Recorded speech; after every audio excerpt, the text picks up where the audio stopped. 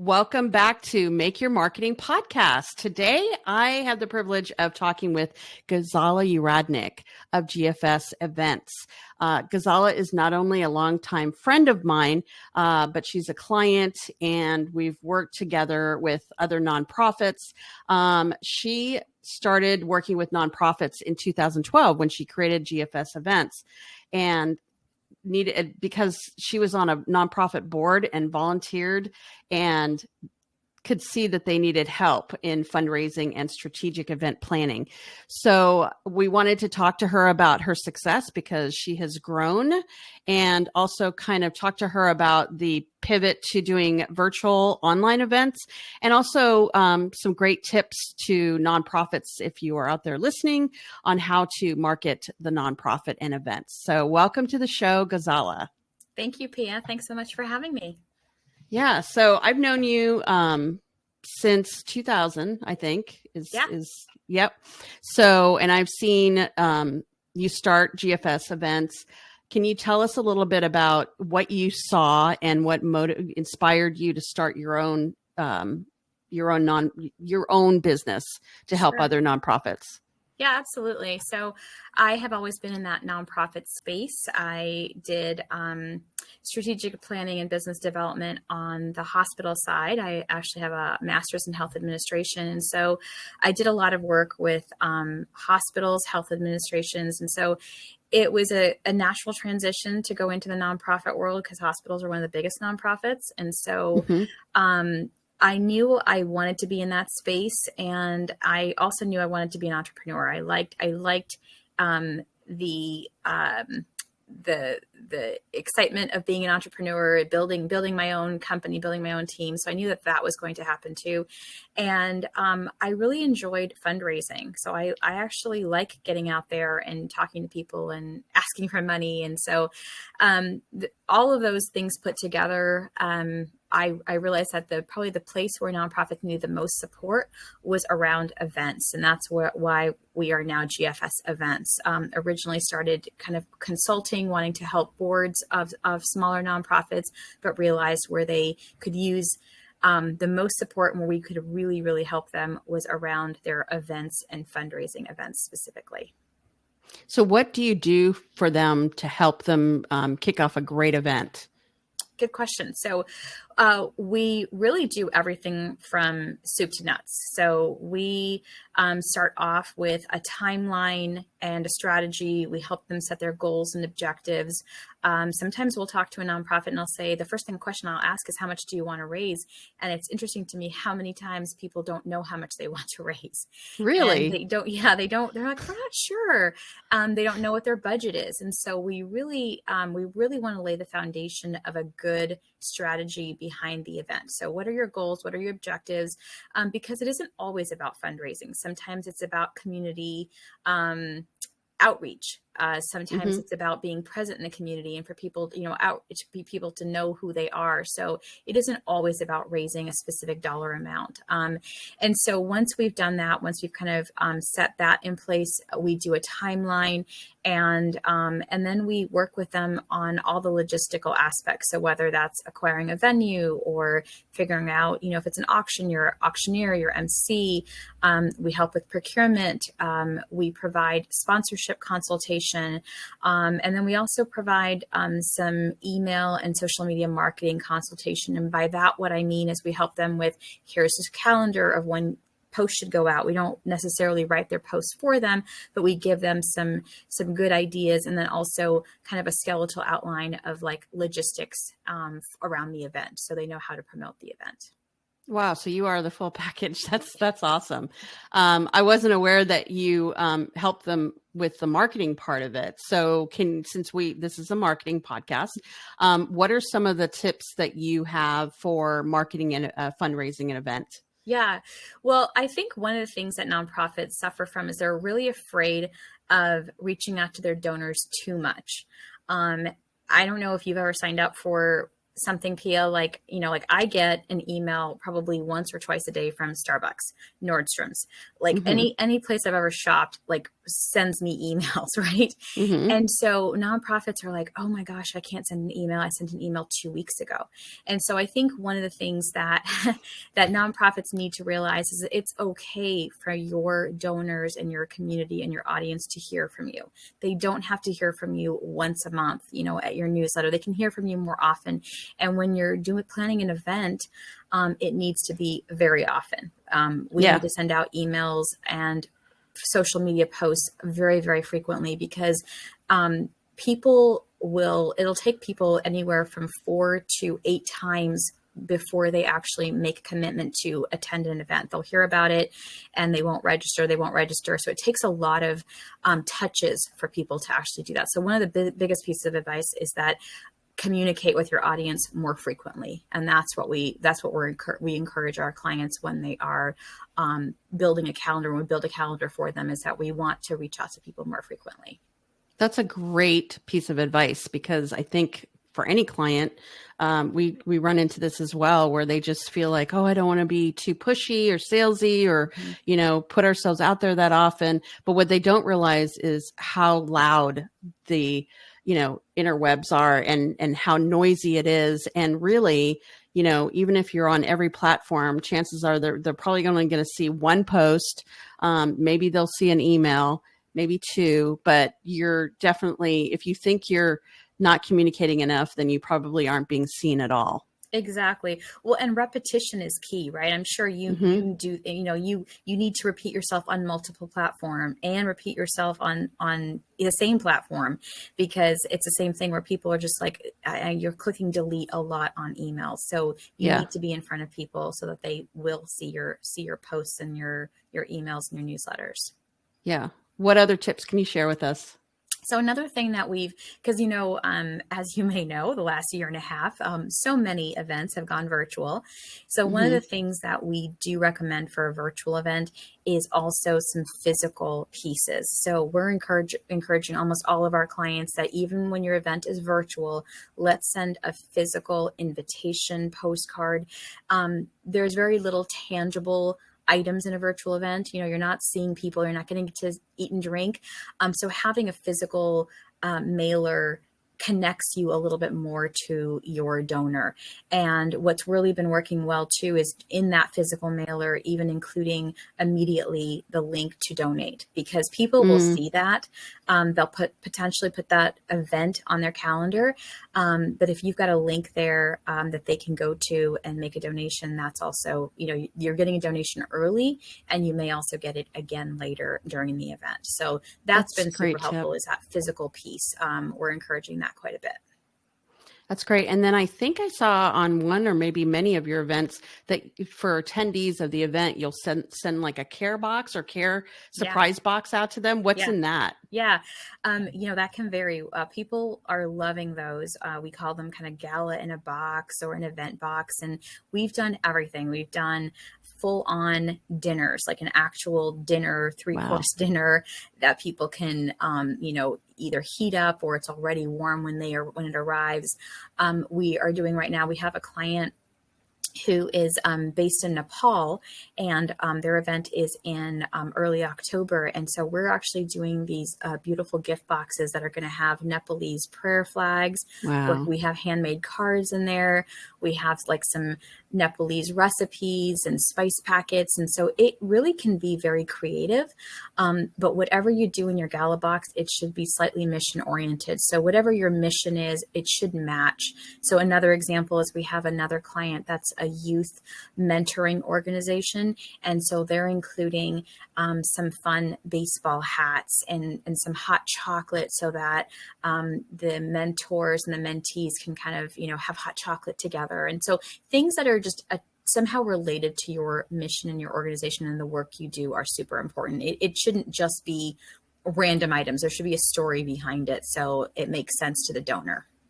I love that. And I'm assuming you help them come up with those creative ideas. We do. Yeah. We come up with the ideas. We also help source the items.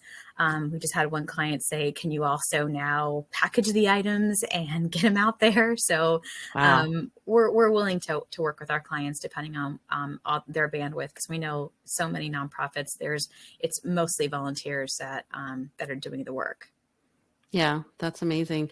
And I do know that the nonprofits sometimes put their websites at the back burner and don't really think about that as a marketing tool. You came out with a great article, and I'll have a link to it in the show notes about how to improve your website for a better brand for your nonprofit. Can you give us some takeaways from that article? Yeah, you know what? And the interesting thing is sometimes we were like when we were talking about that, it's like these seem so obvious, right? Yeah. But I think that's the thing with nonprofits is that they they are afraid to market themselves, right? I mean, a business will market itself, will advertise, will put themselves out there. And I think with a website, I mean, with a nonprofit, your website is your showpiece. It's the place where people will go to. So it needs to be relevant. It needs to be accessible. It needs to function well. I mean, those are just some basic things. I'm sure you could talk for hours on some of the nonprofit websites you've seen and the improvements, but there's just some basic things that we recommend. And, you know, when you're having an event, for example, we have clients who don't even have their event on their website. It's nowhere to be found. Like literally you can't find it. So having your header change as you get closer to your fundraising event so that, you know, and I know there are parameters. You might have to have other pieces on your front and center website page, but having it be very, very visible is going to be important if you are trying to drive people to your event and to fundraise. And then I've also seen where sometimes we can't even find the donate button. Like, I know, I was going to say that was one of your tips, and I'm like, really? That's the low bar? Like, please make it easy for us to donate to you.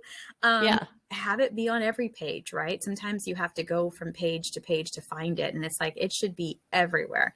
And there are some good examples out there where as soon as you see the website pop up, the donate button also pops up too. So I think those are some easy things, and certainly I'm sure you've probably got some good examples of really optimal sites that you could provide too. And I think we listed a couple in the article as well.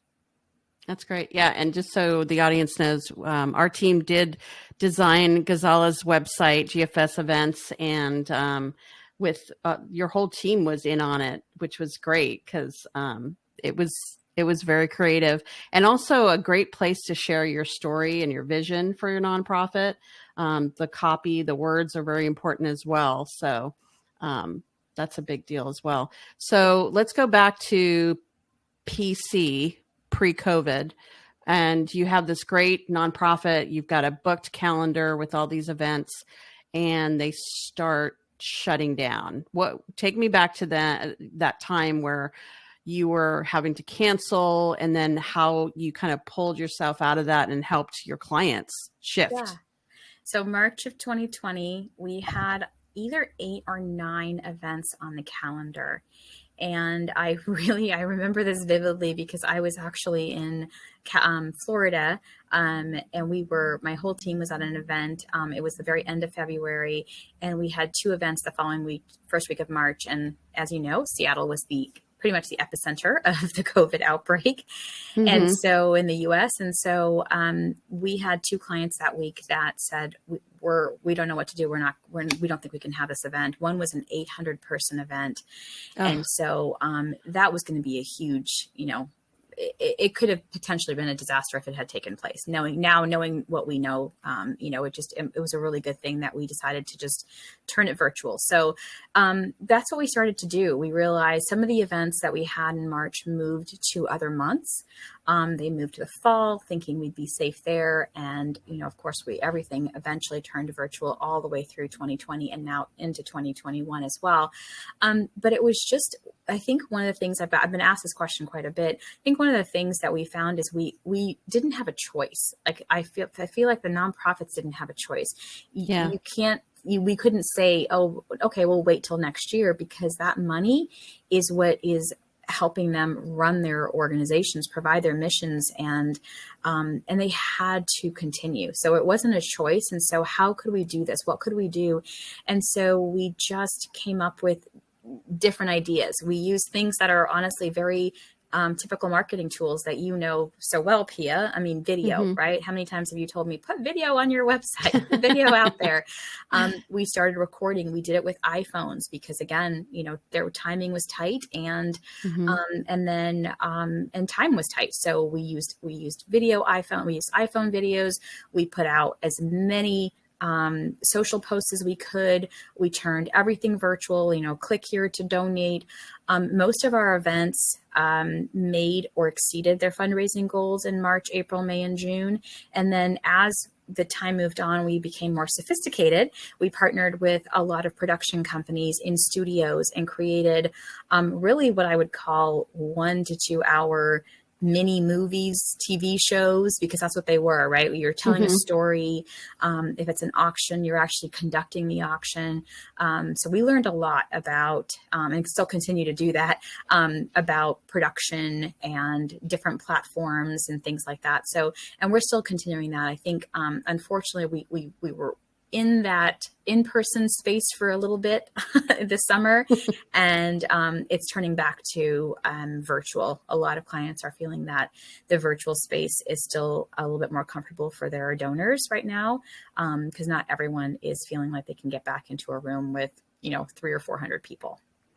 Yeah, well, thank God that there's solutions out there, and that you were so fast in pivoting for your clients. So thankfully they had you on their team, and that you were quick thinking, and the fact that you raised your goal, if not more, for them during this time, right?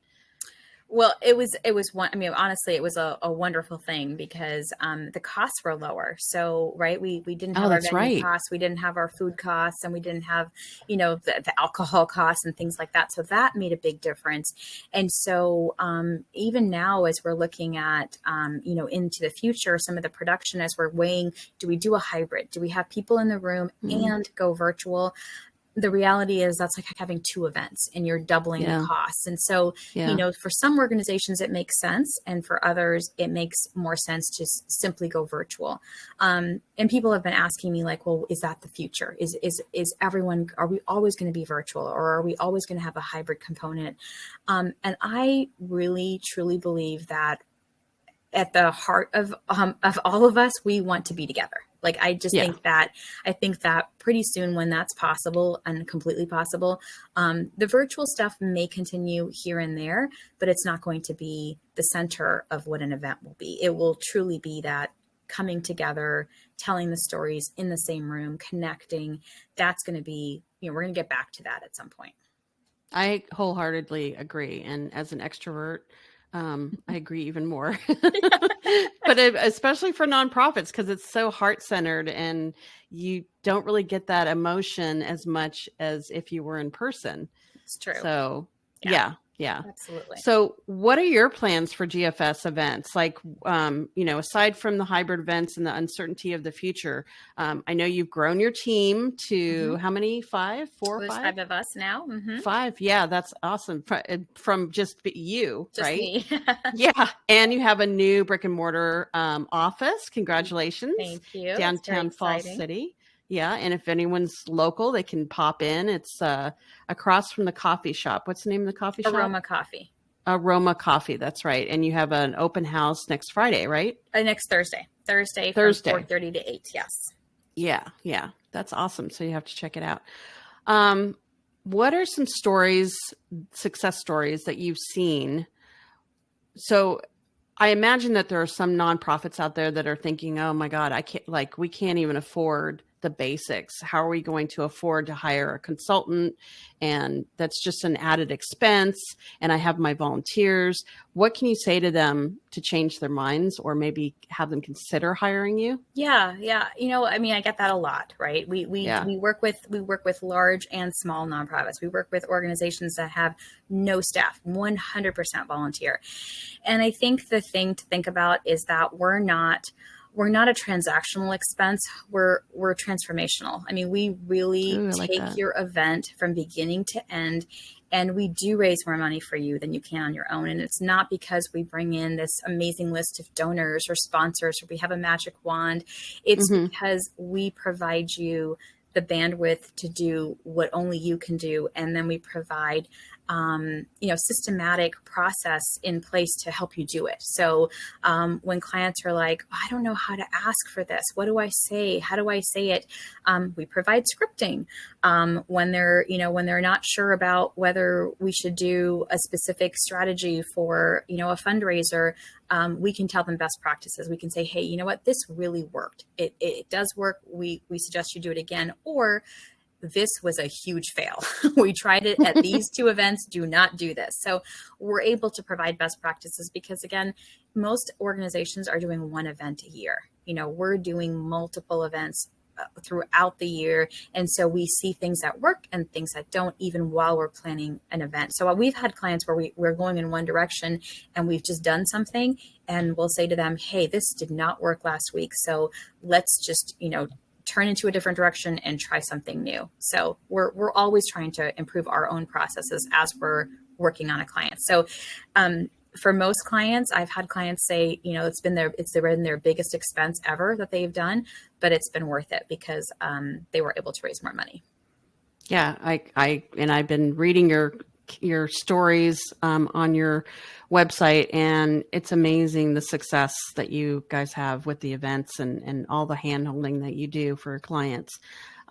Constantly looking at the creative ways that your team steps up for these nonprofits.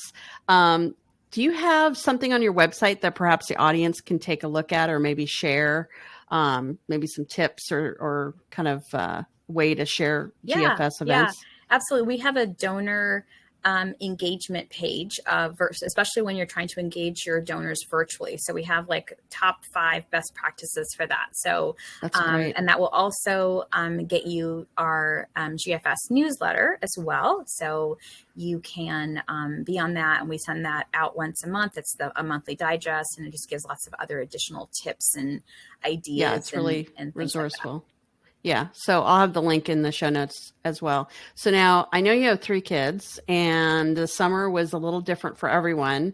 Was there anything that you guys did that was very family oriented that was fun for you? Did you go anywhere? I know you love to travel, Gazala. I do. Well, we haven't done it yet because we spent, like 10,000 days together during COVID. So all 5 of us. No, you counted them.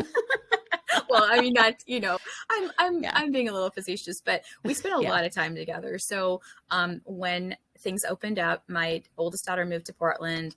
My middle daughter actually went to San Diego this summer to do an internship, and my son it's his last summer, so he's spending a lot of time with friends. But we do have planned at the end of August, early September, the 5 of us are going to be together in Michigan. We're going to travel to go see Maya, who starts it'll be her first week of classes, but we're going to spend some time together in Michigan with all of our family. So I'm super excited because it'll be my mom and lots of cousins and everyone together. So I'm excited about that. That sounds the only time we'll be together this summer, honestly. Well, that sounds magical, especially because most of us couldn't do any holiday celebrations last year. It was so surreal. Yeah.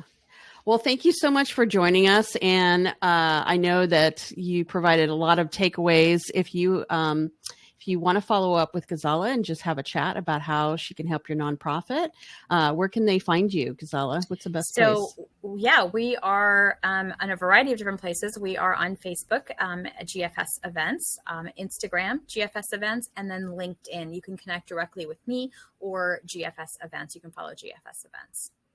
Fantastic. Have a great weekend. Thanks for being on the show. Thank you. Thanks so much for having me.